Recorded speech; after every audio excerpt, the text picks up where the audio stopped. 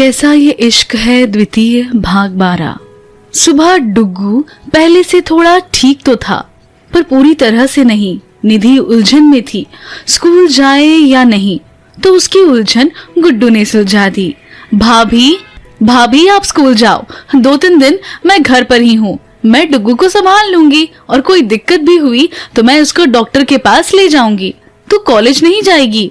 Ratnavali fest चल रहा है, लेक्चर तो लगेंगे नहीं, परसों निम्मो भाभी की परफॉर्मेंस है तो बस उसी दिन जाऊंगी। बाकी जब तक डुग्गू ठीक नहीं है तो वहां जाकर क्या करना, भाभी को तो जाना पड़ेगा, तो मैं इन्हें छोड़कर वापस आ जाऊंगी। जब ये फ्री हो जाएगी तो मुझे कॉल कर लेगी, मैं इन्हें लेने चली जाऊंगी। गुड्डू बोली, संभाल लेना डुग्गू को। हाँ भाभी, हम मैनेज कर लेंगे, ना हुआ तो गाड़ी तो है ही, मैं आपको लेने आ जाऊंगी। गुड्डू ने भरोसा दिलाया तो निधि स्कूल चली गई। गुड्डू निम्मो को छोड़ने जाती है तो थोड़ा स्पेस छोड़कर एक गाड़ी उसके साथ चल रही थी, जिसका पता उन दोनों को नहीं है। दरअसल वो रणदीप के आदमियों की गाड़ी होती है, जो गुड्डू और निम्मो के कॉलेज से आते जाते उनके साथ चलती है, ताकि रोनी उसको नुकसान पहुंचाने की कोशिश ना करे। कॉलेज से बाहर प्रोटेक्ट करके रणदीप तो गांव चले गया, पर कॉलेज के अंदर का उसे क्या पता कि रोनी ने क्या कारनामा किया है। डुग्गू की तबीयत खराब होने की वजह से निम्मो गुड्डू को अपने साथ हुई घटना बताने का मौका नहीं मिला। देखते हैं अब कब बताती है। कॉलेज में रत्नावली फेस्ट होने के कारण जबरदस्त सुरक्षा व्यवस्था की गई थी। पहले दिन शिक्षा मंत्री आए, उन्होंने इस फेस्टिवल का आगाज किया। इसमें अधिकतर पारंपरिक हरियाणवी नृत्य, रागनी व गायक के साथ नाटक और ड्रामा जैसे राष्ट्रीय स्तर के प्रोग्राम हुए। निम्मो का डांस तो अंतिम दिन था, पर उन्हें 3 दिन जाना अनिवार्य था ताकि अपनी तैयारी कर सके। पहले दिन निम्मो गुड्डू को दोपहर में बुलाती है तो वह उसे लेने आ जाती है। आज डुग्गू भी थोड़ा ठीक था, गुड्डू से हिल मिल गया है तो उसके साथ खेलता रहा। निधि घर आई, डुग्गू को पहले से ठीक देखा तो थोड़ा सुकून मिला। अगले दिन भी गुड्डू निम्मो को यूनिवर्सिटी छोड़कर वापस आ गई। शाम तक डुग्गू भी ठीक ही था। इस बीच रणदीप भी एक चक्कर लगाकर वापस चला आया। रात का समय था, डुग्गू भी थोड़ी देर पहले सोया था। निधि भी सोने के इरादे से लेटी तो फोन की रिंग बजी। देखा तो तन्मय का कॉल था। वो चौंकी, आज उसको क्या कॉल करने की पड़ गई। जो भी था, उसके होठों पर मुस्कान तैरने लगी, दिल में मीठा सा प्यार का लड्डू फूटा। तन्मय निधि से जितनी मर्जी बेरुखी दिखाए, पर उससे निधि को कोई फर्क नहीं पड़ा। लड़ती भी है उससे, पर बाहरी मन से दिल में ढेर सारा प्यार दबाए हुए। आज तो कितनी खुश है उसे खुद ही पता नहीं। हेलो, वो मुस्कुराती, दिल की खुशी को दबाती फोन पर ही उसको धीरे से चूमती हुई बोली, मैं बोल रहा हूँ। उधर से तन्मय की गंभीर आवाज थी। हाँ पता है, नहीं भी बताते तो आवाज नहीं पहचानूंगी क्या? निधि प्यार से बोली। अच्छा हाँ बोलो, क्यों किया कॉल? निधि ने पूछा। कॉल नहीं कर सकता क्या? पूछ रही हूँ, बस गुस्सा क्यों कर रहे हो? घर में ठीक है सब? हाँ। गुड्डू, निम्मो, बाकी सब ठीक है? हाँ सब ठीक है, कोई दिक्कत तो नहीं है? अरे सब ठीक है, बोला तो है, ऐसा क्या पहेलियां बुझा रहे हो? उसके बार बार पूछने पर निधि बोली, ठीक है सब, तो हॉस्पिटल क्यों गई थी? तुम्हें कैसे पता? निधि की चौंकने की बारी थी। तन्मय उसे ये सब जो पूछ रहा था, जो कि उसने पूछना बिल्कुल छोड़ रखा था। तुम नहीं बताओगी तो क्या मुझे पता नहीं चलेगा? उसकी आवाज में हल्का सा गुस्सा था। घर वालों ने बताया होगा, निधि ने अंदाजा लगाया। नहीं, घर वाले भी आजकल मुझे कहाँ कुछ बताते हैं। घर वालों ने नहीं बताया तो किसने बताया? और वैसे भी तुम ही सबसे कटे कटे रहते हो, ड्यूटी का बहाना बनाकर कहाँ से बताएगा कोई? ये क्या बहाना है? मैं फौज में हूँ, कोई सिविल में नहीं हूँ तुम्हारी तरह। जब मर्जी आओ जाओ, ना जाओ, यहाँ के अपने रूल रेगुलेशन होते हैं जो स्ट्रिक्टली फॉलो करने होते हैं। पता है मुझे, ये सब मत बताओ, आगे बोलो। निधि वजह जानना चाहती थी। फोन आया था कैंट से। क्यों? निधि चौंकी। तुम ही जानो, ये क्या बात हुई? अरे मुझे कैसे पता होगा? तुम्हारी डिपार्टमेंट, तुम जानो, क्यों कॉल आया था? निधि हैरानी से बोली, ये नहीं जानती तो मेजर नमन आर्या को तो जानती हो। क्या किया मेजर आर्या ने? उन्होंने मुझे फोन किया और कह रहे थे तुम्हें वहाँ दिक्कत हो रही है और वो बच्चे की तबीयत भी खराब है। तन्मय ने सारी बात बताई तो निधि ने माथा पीट लिया। ये मेजर आर्या को तो वो हेल्पफुल पर्सन समझ रही थी। इसको क्या जरूरत थी तन्मय को फोन करने की? ओ गॉड, ये मेजर आर्या है कि तूफान? तुमसे बात करने की क्या जरूरत थी उनको? तुमने उनको अपनी प्रॉब्लम बताई होगी कि आने जाने में दिक्कत है और बच्चे की तबीयत भी खराब है, तो कह रहे थे कि मैं एप्लीकेशन दे दूं क्वार्टर के लिए। ऐसा करता हूँ, मैं एप्लीकेशन दे देता हूँ, हाउस अलॉट होते ही तुम मम्मी या चाची के साथ में जाकर वहाँ शिफ्ट कर लो। मैं रणदीप भैया या बड़े भैया से बात करता हूँ, तुम्हें जिस चीज की भी जरूरत होगी वहाँ अरेंजमेंट करवा देंगे। नहीं नहीं, अब डुग्गू ठीक है, जब तुम आ जाओगे फिर साथ ही चल पड़ेंगे। बस कोशिश करना जल्दी आ सको। निधि ने इनकार किया। यहाँ मेरे बापू का राज नहीं चलता, जब यहाँ से रिलीव करेंगे तो आऊंगा। ठीक है, जब आना हो तभी आना, गुस्सा मत करो। गुस्सा नहीं कर रहा, पर ऐसे हर किसी को अपनी प्रॉब्लम ना शेयर किया करो, तन्मय ने एतराज जताया। मैंने थोड़ी ना मेजर आर्या से कुछ कहा और ना ये कहा कि तुमसे बात करे। अपनी घर की प्रॉब्लम दूसरों को बताओगी तो यही होगा। मैंने किसी को नहीं बताई। वो तो मेरे साथ असीमा मैम है। डुग्गू की तबीयत खराब थी तो बीच में वापस आना पड़ा, पर वहाँ से ऑटो नहीं मिल रहा था, तो उसके भाई है मेजर आर्या, तो उसने उनको बुलाकर मुझे घर छोड़ने के लिए कहा। लोगों को अपनी समस्या बताने का समय है तुम्हारे पास, पर मेरे से बोलने का समय नहीं है। मुझे बताया तुमने कि मुझे वहाँ प्रॉब्लम हो रही है, तुम बात ही करने को तैयार नहीं तो किसको बताऊं? मतलब मैं बात नहीं करूंगा तो तुम किसी और से बात करोगी? कैसी बात कर रहे हो तन्मय, तुम्हें तो क्या हो गया है? सारी बात बता तो दी है कि एग्जैक्टली हुआ क्या था। हाँ, पर ऐसा क्या बोला तुमने मेजर आर्या से कि उन्होंने यूनिट से स्पेशली नंबर लिया मुझसे बात करने के लिए? डुग्गू को लेकर परेशान थी। वो कह रहे थे कि कैंट में शिफ्ट हो जाओ। तुम्हारा नंबर मांग रहे थे पर मैंने नहीं दिया, फिर भी माने नहीं, आखिर फोन कर ही दिया। आखिर है तो तुम्हारी तरह फौजी ही ना, अपनी ही करनी है, दूसरों की तो सुननी नहीं है। फालतू बातें मत करो निधि, आइंदा कोई प्रॉब्लम हो तो मुझे बताओ, किसी और को बताने की जरूरत नहीं है, समझी? और ना सारी दुनिया में गाने की जरूरत है। मैंने नहीं बोला किसी को, और बोला भी है तो तुम्हें क्या दिक्कत है? मैं जो मर्जी करूं। निधि थोड़े गुस्से में बोली। अच्छा ये बात है, हाँ ठीक है, करो जो मन करे। मैं अब सो रहा हूँ तो कॉल कट कर रहा हूँ। ड्यूटी नहीं है? निधि ने पूछा। नहीं है तो बात करो, मुझे नींद आ रही है। क्यों बहाने बना रहे हो? बहाने नहीं बना रहा, वैसे भी मॉर्निंग ड्यूटी है, मैं सो रहा हूँ, कहता वो कॉल काट देता है। आज ही तन्मय को क्या हुआ है? 2 साल में पहली बार उसने खुद से फोन किया और डुग्गू के बारे में भी पूछा। अब तो मुझे पूरा यकीन है तन्मय ने हमारी वजह से ही यहाँ ट्रांसफर की है।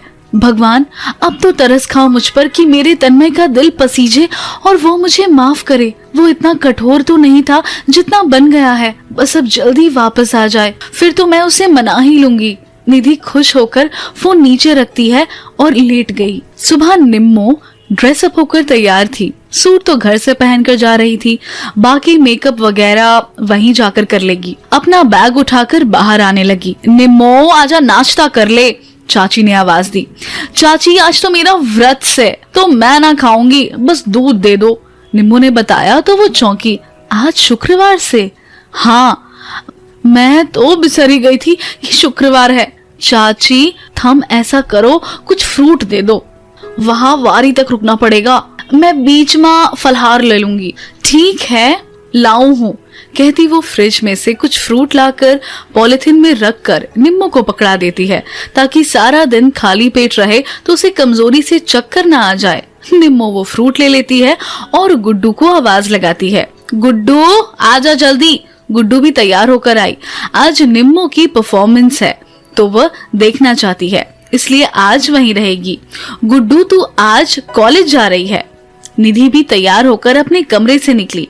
उसने गुड्डू से पूछा। हाँ भाभी, फिर डुग्गू का कैसे करूं? आज तो मैं छुट्टी भी नहीं ले सकती। क्यों भाभी? कल से 1 वीक हॉलीडेज है तो आज पीटीएम है तो जाना कंपलसरी है। निधि ने मजबूरी जताई। क्या करे फिर अब? गुड्डू ने पूछा। बस आज का देख लूं, रुकती तो कल से तो वैसे भी छुट्टी है, फिर कोई दिक्कत नहीं होगी। निधि बोली। मुझे निम्मो भाभी का डांस देखना है। वापस आ जाना ना गुड्डू, जिज्जी कह रही से। तो निम्मो गुड्डू से बोली, ठीक है पर मुझे आपका डांस देखना था। गुड्डू का मुंह उतर गया। मैं किसी लड़की पर फोन दे दूंगी, वो वीडियो बना लेगी, निम्मो ने हल सुझाया। पक्का? गुड्डू चहकी। हाँ, पर सामने देखने में जो मजा है वो वीडियो में तो नहीं है। पर चलो ठीक है, फिर आप जाओ भाभी, मैं भाभी को छोड़कर वापस आ जाऊंगी। गुड्डू ने कहा तो निधि स्कूल चली गई। गुड्डू निम्मो को यूनिवर्सिटी छोड़ने जाने लगी। पानी पीने निम्मो किचन में जाने लगी तो चाची के हाथ से लस्सी का ग्लास छूटकर निम्मो के ऊपर गिर गया। क्या हो गया? ये अब क्या करूं? निम्मो परेशान हो कपड़े झाड़ने लगी। क्या कर दिया चाची? अब इन कपड़ों में कैसे जाऊं? चाची माफी मांग रही थी, पर अब क्या? अब तो निम्मो के कपड़े खराब हो गए थे। वो प्रीतो मैम को फोन करती है कि उसका ड्रेस खराब हो गया। अब क्या करे? तुम्हारे पास कोई सा भी पंजाबी ड्रेस हो वो पहन कर आ जाओ, बाकी यहाँ आकर देख लेंगे। प्रीतो मैम ने उसे सुझाया। नीले रंग का एक सूट है, निम्मो ने बताया। ठीक है, वही पहन कर आ जाओ। निम्मो कमरे में गई और ब्लैक वाला चेंज करके ब्लू कलर का सूट पहन कर आ गई। गुड्डू उसे कॉलेज में छोड़ वापस चली गई। निम्मो के सूट बदल जाने के कारण सबको ड्रेस चेंज करनी पड़ी और अब सबको एक जैसे सूट और चुन्नियां दे दी गई। आज सुबह सारी परफॉर्मेंस थी, पर उनकी परफॉर्मेंस सबसे आखिर में है। वैसे तो सभी इसके लिए घबराए हुए हैं। आज तक सबने सिर्फ स्कूल कॉलेज में परफॉर्मेंस की है, पर आज इतने बड़े इवेंट में इतनी सारी पब्लिक के बीच में परफॉर्मेंस करना, जिसमें राज्य के गवर्नर के साथ शहर के प्रतिष्ठित व्यक्तियों की उपस्थिति के कारण मीडिया का भी जमावड़ा होगा, उन सब के सामने परफॉर्मेंस करना तो जाहिर से बात है घबराहट तो होगी, खासकर निम्मो के लिए, जिसने कभी छोटे से स्टेज पर भी डांस ना किया हो। पर एक अच्छी बात यह है कि वो उन सब में सबसे अच्छा डांस वही सीख गई है, पर सबसे अधिक घबराई हुई भी वही है। प्रीतो मैम ने उसकी घबराहट पकड़ ली तो उसके पास आ गई। क्या हुआ नमिता, इतना घबराई क्यों हो? मैम, मैंने आज से पहले स्टेज पर इतने लोगों के सामने डांस नहीं करा, मैं कर तो पाऊंगी ना? निम्मो रुआसी हो रही थी। अरे क्यों नहीं कर पाओगी? तुम इन सब में सबसे अच्छा डांस करती हो और सब सुन लो, तुम्हें अपना बेस्ट देना है। मैं चाहती हूँ मेरे ये डांस ग्रुप कल न्यूज़पेपर के फ्रंट पेज पर भी होना चाहिए और फर्स्ट प्राइज भी लेना है। समझ गए ना? प्रीतो मैम ने कहा तो सब यस मैम कहते हैं, पर निम्मो की घबराहट कम नहीं हुई। फिर एक तो उपवास है, ऊपर से इतना बड़ा परफॉर्मेंस। उसे घबराया देख मैम बोले, नमिता बिल्कुल मत घबराओ और सब लोग कुछ खा पी लो। एक बार ऑडिटोरियम में चले गए, फिर उसके बाद सीधा लंच ही मिलेगा। सभी लड़कियां नाश्ता करने लगी। निम्मो बैग से फ्रूट निकालने लगी, देखा फ्रूट थे ही नहीं।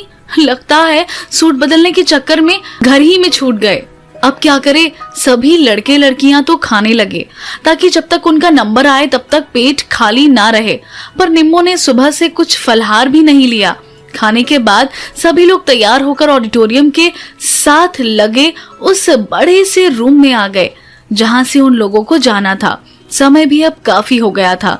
निम्मो सुबह से खाली पेट थी। अब तो उसे लग रहा था बस किसी तरह उनका डांस खत्म हो तो वो घर जाकर कुछ फलहार खा सके। थोड़ी देर में अनाउंसमेंट हुई कि इस साल के रत्नावली फेस्ट का अंतिम नृत्य भांगड़ा और गिद्दा। पहले लड़कियों का गिद्दा होगा, उसके बाद लड़कों का भांगड़ा और उसके बाद दोनों का मिक्स पंजाबी डांस होगा। सभी लड़कियां गिद्दे के लिए स्टेज पर पहुंच गई। स्टेज के नीचे हॉल में कुर्सियां और सोफे पर मुख्य अतिथि और बाकी के गेस्ट बैठे हुए थे, जिनमें राजवीर भी था।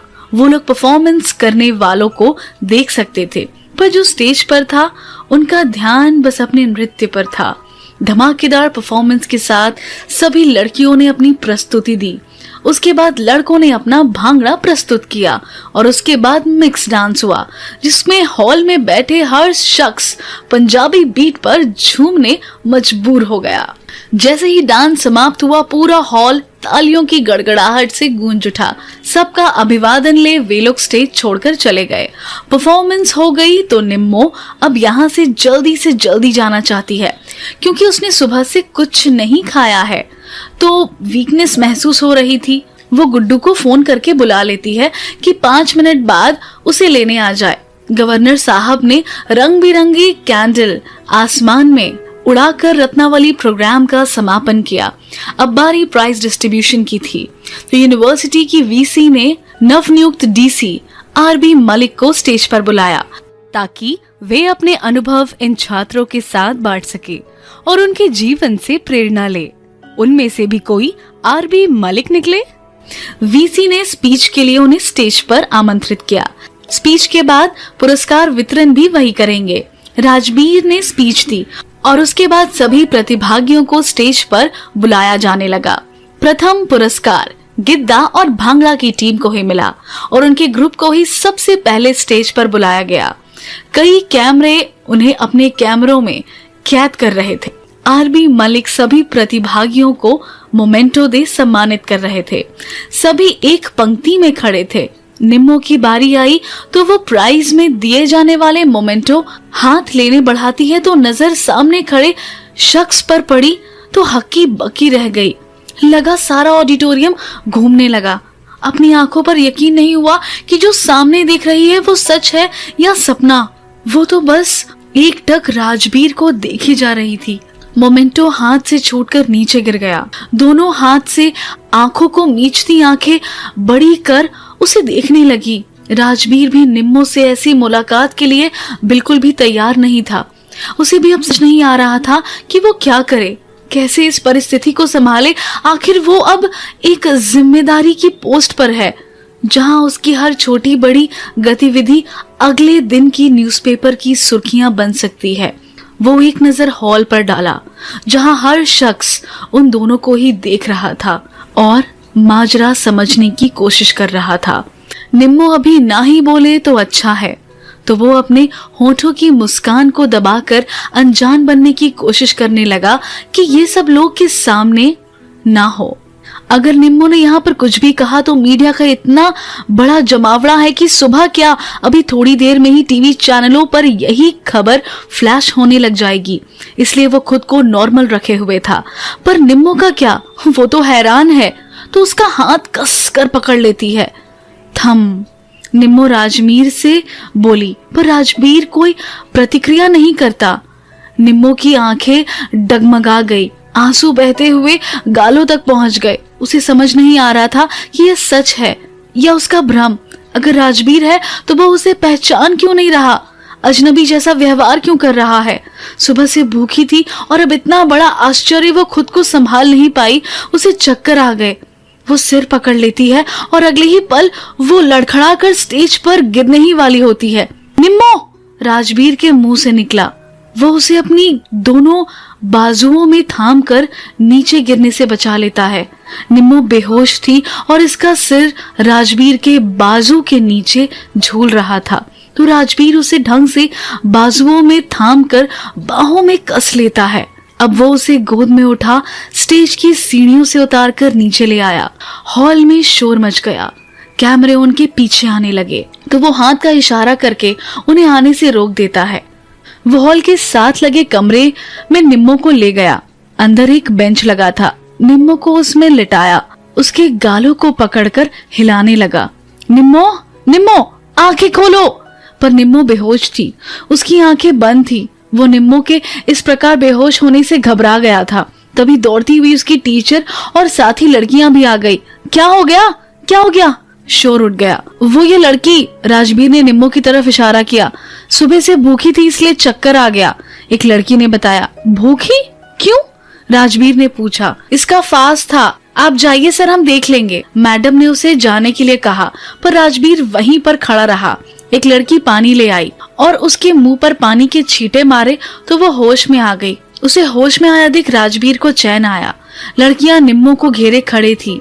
राजबीर एक नजर निम्मो पर डालता है और अगले ही पल उस कमरे से बाहर निकल आया। वो यहाँ रुक नहीं सकता, ऐसे सबके सामने स्वीकार भी नहीं कर सकता, इसलिए चलता हुआ वापस स्टेज पर आ गया। पहले की तरह सामान्य तरीके से प्रोग्राम चलने लगा। निम्मो भी थोड़ी देर में सामान्य हो गई तो वो भी उस कमरे से उठकर बाहर आ गई और गौर से स्टेज पर खड़े राजबीर को देखने लगी कि ये क्या वाकई में राजबीर है या उसे भ्रम हुआ है, क्योंकि उसकी पर्सनालिटी भी तो बिल्कुल बदल गई है। सबसे बड़ा सवाल, अगर ये राजबीर है, इसी शहर में है, तो इसने उसे संपर्क क्यों नहीं किया?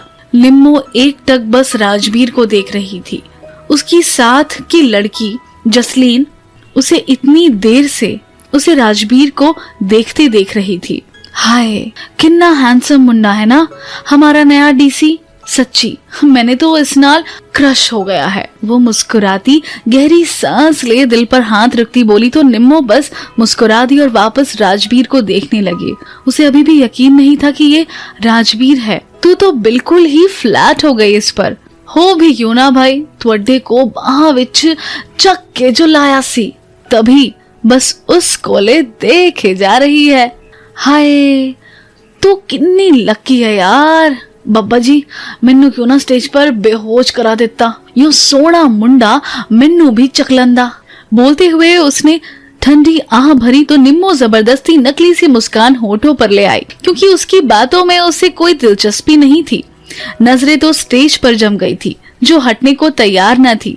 मन में इतनी उथल पुथल मची कि उसका अंदाजा कोई भी नहीं लगा सकता था। मन मन में बड़बड़ा रही है, यो मारी सासू का कि सच में डीसी लग गया। अगर यो वही है, इसी शहर में है, तो इसने अब तक मारे से संपर्क क्यों ना करया? ना ऐसा ना हो सके है। यो सच ना है, उसका हमशक्ल तो ना है जैसे फिल्मों में दिखाया करे है, सीता गीता अंजू मंजू। निम्मो इसको देखकर तो सच में बावली हो गई है। हमशक्ल बस फिल्मों में हुआ करे है, असल जिंदगी में ना। अगर ये उसका हमशक्ल ना है तो फिर इसने मारे को क्यों ना पहचाना? कहीं मारे को भूल तो ना गया? मैं तो 3 साल से इसकी याद माँ टेसू बहा कर बावली होली, पढ़ पढ़कर आंखें भी फोड़ ली, और यो मारी सासू का बावली बुच आराम से डीसी बनकर घूमन लाग रहा से। लागे है यो डीसी लागण के बाद मारे को भूल गया, इस वास्ते पहचान भी नहीं रहा। ना ऐसा ना हो सके है, वो ऐसा तो ना था। मनने लागे है यो राजवीर है ही, को ना कोई और है। निम्मो बहुत अधिक कंफ्यूज हो गई है। थोड़ी देर में प्रोग्राम भी खत्म हो जाएगा। क्या करे? इसको अकेले में मिले, पर क्या कोई उससे मिलने देगा? नाम तो पूछे क्या है, नाम से तो पता चल जाएगा। जसलीन, उसने पुकारा। हाँ, इस नए डीसी का नाम क्या है पता नहीं, पूछना पड़ेगा, जसलीन बोली।